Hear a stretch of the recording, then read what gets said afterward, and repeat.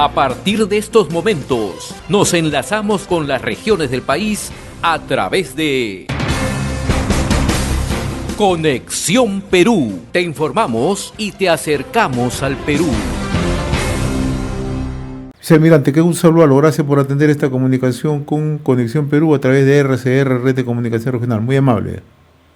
Señor Hernández, es un gusto una vez más estar con ustedes. ¿Cómo está evaluando la situación del crecimiento del crimen organizado y además la poca efectividad que tiene el gobierno justamente para contrarrestar, para atacar el crimen organizado? ¿Cuál cree usted que sea la razón de fondo? Bueno, yo tengo un pensamiento que siempre lo transmito, ¿no? Y que dice, sí, cuando uno tiene un problema y no entiende el problema, cualquier solución que aplique sobre este problema, lo único que va a generar es empeorar el problema. Y yo creo que lo que está sucediendo en este momento, es exactamente eso. No están sabiendo leer bien el problema y entonces todos los paliativos que tratan de colocar encima de este para poder solucionarlo, lo único que están haciendo es agravar el problema y hacerlo crecer más y más. Si no, veamos los índices, números de extorsiones, asesinatos ya al día de hoy, ya tenemos más asesinatos que todo el año pasado. Entonces, eso es un indicador claro, fáctico, de que esto es un tema no de percepción, sino es factual, fáctico, que los números están subiendo, ergo, las acciones que están tomando no están funcionando porque no están leyendo bien el problema. Y tanto es así que el día de ayer, lamentablemente, la Presidenta de la República nos ha conminado, o no sé si es combinado la palabra, o nos ha impulsado, o nos ha recomendado a que, por ejemplo, no contestemos los teléfonos celulares y no leamos los mensajes por WhatsApp, y de esa manera ella cree que va a solucionar el problema de inseguridad ciudadana y de extorsión. Entonces estamos equivocados, o sea, no estamos leyendo bien el problema. Entonces, al final del tema, yo creo que la falta de primero la falta de una decisión política clara y el liderazgo claro está haciendo que esto se desembalse de la forma que lo está haciendo, ¿no? Ahora, ¿qué medidas desde esa perspectiva deberían tomarse, ¿no? Usted ha señalado que tenemos un incremento en caso de sicariato, en caso de asesinatos, robos a mano armada. El crecimiento es exponencial. Hoy conversaba en la mañana con el exministro Carlos Basombrío y decía que el tema de las extorsiones ha crecido en los últimos años en 2000%. Una cifra que en realidad preocupa, pero la gran pregunta es cómo actuar, qué medidas deberían tomarse, ya que las medidas que está tomando el gobierno, como es el estado de emergencia, simple y llanamente no dan resultado. O sea, ¿qué acciones deberían tomarse siquiera un poco para contener este avance?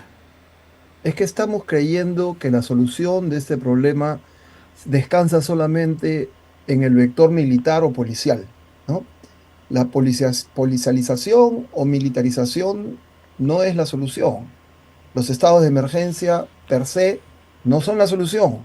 Pueden funcionar relativamente mientras que la presencia del Estado está en la zona declarada en emergencia, pero una vez que el Estado o se retira o no puede mantener este posicionamiento en el lugar que está declarado en emergencia, inmediatamente ese espacio es ocupado por el crimen nuevamente.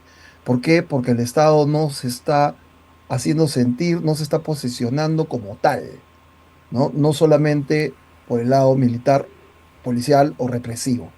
Entonces, entendamos de que cuando un poblador o una población se siente desatendida por el Estado, apela a otros artilugios para poder solucionar sus problemas hasta de pan llevar, ¿no? ¿Me dejo entender?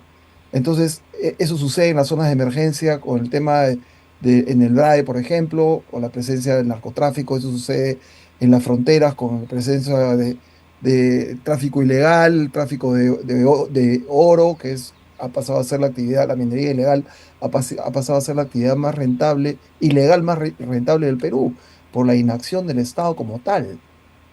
Porque no podemos tener un policía y un soldado cada 5 metros. Eso es imposible. Entonces el Estado como Estado no está presente, partiendo de algo tan básico como por ejemplo la vía de comunicación, ¿no?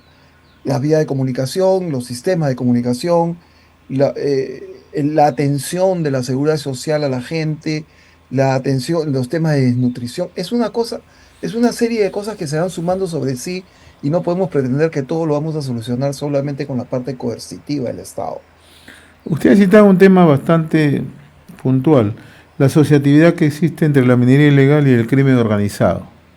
Ahora, se conocen los focos de acción, se conoce dónde opera todas estas economías ilícitas. Se hace trabajo de interdicción, no resulta suficiente, pero aún así sigue avanzando la minería ilegal. Entonces, ¿cómo de una u otra manera logramos que esto se contenga? Hay zonas que Es ya que, están prácticamente liberadas, en el caso de Cajamarca, zonas como Chubut, zonas como Sinchao, Hualcayot, o en Piura, o lo mismo ocurre en Amazonas, está ocurriendo en Puno, en Arequipa. es que no estamos, una vez más, discúlpeme que insista en el tema, pero no estamos leyendo el problema bien. Entonces, al no leer el problema bien, no lo estamos entendiendo. Tenemos que atacar los centros de gravedad, dependiendo del tipo de delito que se está cometiendo. Hay varios tipos de minería ilegal o informal. Entonces, puede ser minería filoniana, minería aluvial. Cada una de ellas tiene sus particularidades, ¿no? Las minerías que salen, por ejemplo, para que entienda la gente un poco con un idioma un poquito más laxo, la minería que sale de vetas o de cuevas o de minas que están cavadas o generadas en las laderas de los cerros, extrae el material y ese material tiene que ser inmediatamente llevado a planta de procesamiento. Pero para poder extraer ese material necesitamos un factor común en todos los casos, que es el material explosivo.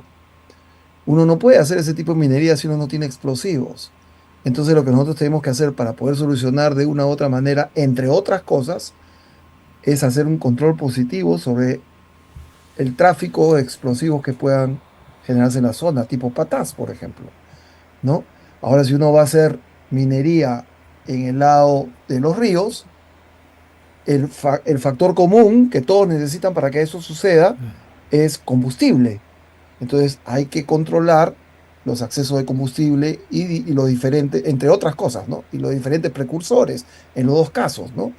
Entonces, si vamos solamente a atacar la veta, la mina, el punto de extracción, no estamos solucionando el problema porque estamos yendo al efecto y no estamos yendo a la causa, ¿no? Entonces tenemos que identificar bien cuál es el punto neurálgico al cual nosotros tenemos que ajustar en buen castellano. Y a partir de ahí, las cosas ya por reacción comienzan a decantar. Un Entonces tema tenemos sería que, el corte de suministros. el corte de suministros pero hay que saber qué suministros están involucrados en qué tipo de actividad, ¿no es cierto? Entonces, de esa manera vamos a poder dar en el punto más neurálgico de la cadena de valor y de esa manera la cadena de valor se comienza a debilitar, ¿no? No hay muchas plantas de concentradoras o muchas plantas de procesadoras de mineral y entonces ahí es donde hay que ajustar. Primero, en adición al trabajo que se está haciendo de campo en las minas o en las bocaminas con las acciones de reacción de la Fuerza Armada y la Policía Nacional para el control. Pero al final ese material, cuando sale de la bocamina, no vale nada si es que no pasa por un centro de transformación. Entonces ahí es donde hay que entrar, a los centros de transformación, para verificar qué material es el que está entrando, cuál es la trazabilidad de material, de dónde viene, cuál es la ley que tiene ese material, para en la otra mano tampoco sorprender al minero que está llevando su material y de esa manera hacer un proceso un poco más traceable. Ahora, Entonces, si solamente nos dedicamos a estar en las bocaminas, en las bocaminas, en las bocaminas, el material va a salir porque hay una cantidad inmensa de bocaminas y no se puede controlar todas, pero hay menos cantidad de planta de procesamiento.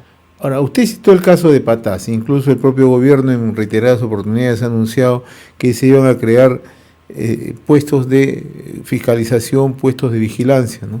Pero acá nos encontramos con otro problema.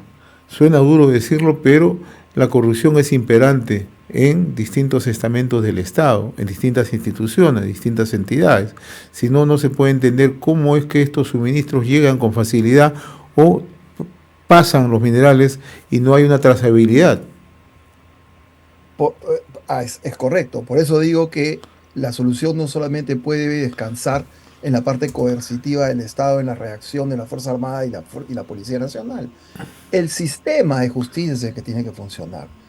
En general en el Perú, no solamente para el tema de minería ilegal, sino para Así es. todos los problemas que estamos teniendo en este momento de seguridad interna. Es el sistema de justicia el que tiene que funcionar, porque de lo contrario no sirve de nada tener un operativo, una operación, capturar gente, ponerse a la disposición del fiscal y estos señores terminen a los días otra vez en la calle. Entonces el sistema no está funcionando bien. Entonces la única forma de hacer que el sistema funcione es que afinemos bien el sistema. Y afinar bien el sistema parte por apretar y afinar bien las cuerdas, y las cuerdas que están desafinadas o las reventamos o las cambiamos. Así de fácil es el tema, ¿no? Entonces el asunto, al final no podemos terminar con el último paso de la coerción laxo, porque de lo contrario todo el sistema anterior no sirvió de nada.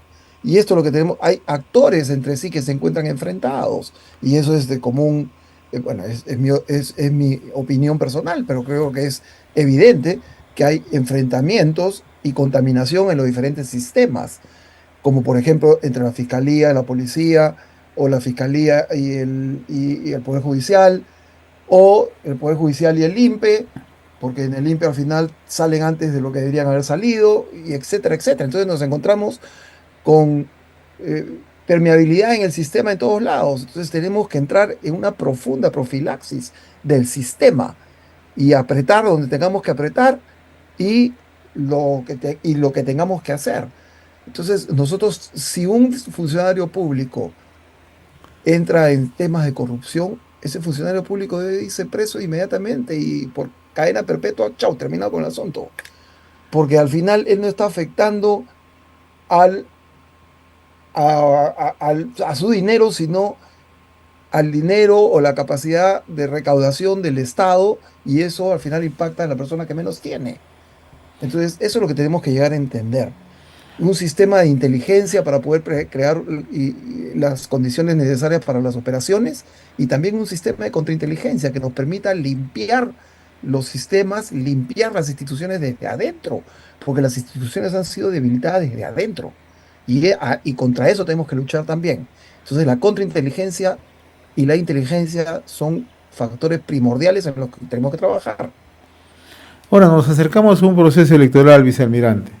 Un proceso electoral donde a todas luces las economías ilegales van a intentar tener control político, en determinado momento control territorial, porque es lo que buscan ciertamente, ¿no? Sobre todo narcotráfico, la minería ilegal, la tala ilegal, trata de personas, ¿no? O sea, ¿cómo logramos de una otra manera, si no fiscalizar, controlar que ese dinero no llegue justamente a agrupaciones políticas o a dirigentes o a representantes de los partidos políticos?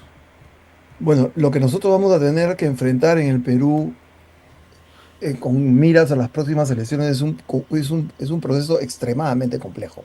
Extremadamente complejo desde la demanda electoral y desde la oferta electoral, desde los dos extremos. La demanda electoral por el tema de la cantidad de... Perdón, la oferta electoral, disculpen, la oferta electoral por la cantidad de partidos políticos que vamos a tener en una cédula de 40 por 43, en donde van a haber casi 40 partidos políticos, y el primer problema va a ser encontrar el signo que uno quiere marcar, ¿no? Entonces, esa diversidad de partidos políticos, entre comillas, no es que abra el abanico más democráticamente, lo que está haciendo es debilitar los partidos políticos, sobre todo los partidos políticos que deberían tener posicionamientos o presencia a nivel nacional, ¿no? Y esto va a ser mucho más complejo en las elecciones regionales, en donde este factor que usted acaba de referir, de la contaminación del sistema a través de economías ilegales, va a ser mucho más acentuado, porque vamos a tener toda esta compleja maraña de casi 40 partidos políticos, más los partidos regionales en cada región. Y usted sabe perfectamente bien en qué han terminado la mayoría de los integrantes de estos partidos regionales. hemos terminado con actores que están en este momento enjuiciados, procesados y presos en la mayoría.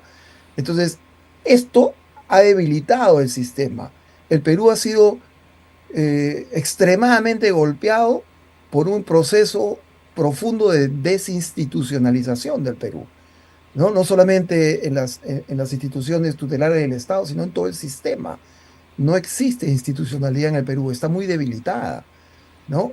Y entonces los actores eh, tratan de una u otra manera aprovechar esta entropía, este desorden, para, como decía la abuelita, a río revuelto ganarse de pescadores. Y mientras más desordenado esté el sistema, más entrópico esté el sistema, más fácil es redituar a favor de este tipo de organizaciones que no tienen por delante el bien común, sino un interés crematístico o hasta ilegal detrás de ellos, ¿no?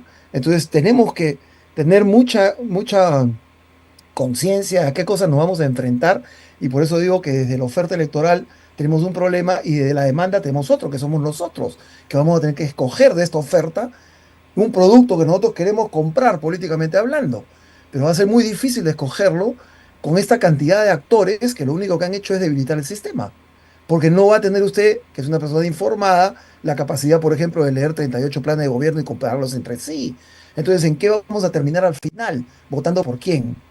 O peor todavía, cuando votamos en contra de alguien, como ya ha sucedido en el Perú, o en contra de algo. Entonces, es muy importante entender la complejidad que va a tener el nuevo proceso electoral en esta cantidad de partidos, diferentes tipos de senadores, o una Cámara de Diputados, el Parlamento andino, las planchas electorales, los votos preferenciales, va a ser extremadamente complejo.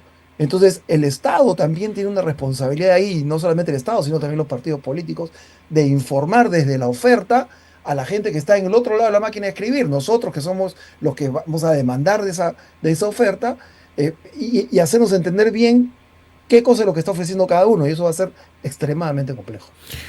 Vicealmirante Francisco Calixto Bianpietri, yo le agradezco la gentileza que siempre tiene con RCR, Red de Comunicación Regional. Un gusto haber conversado con usted, muy amable como siempre. Yo le mando un abrazo grande y bendiciones. Saludos. Hemos presentado Conexión Perú. Mañana retornamos para seguir informando y acercándote al Perú a través de Conexión Perú.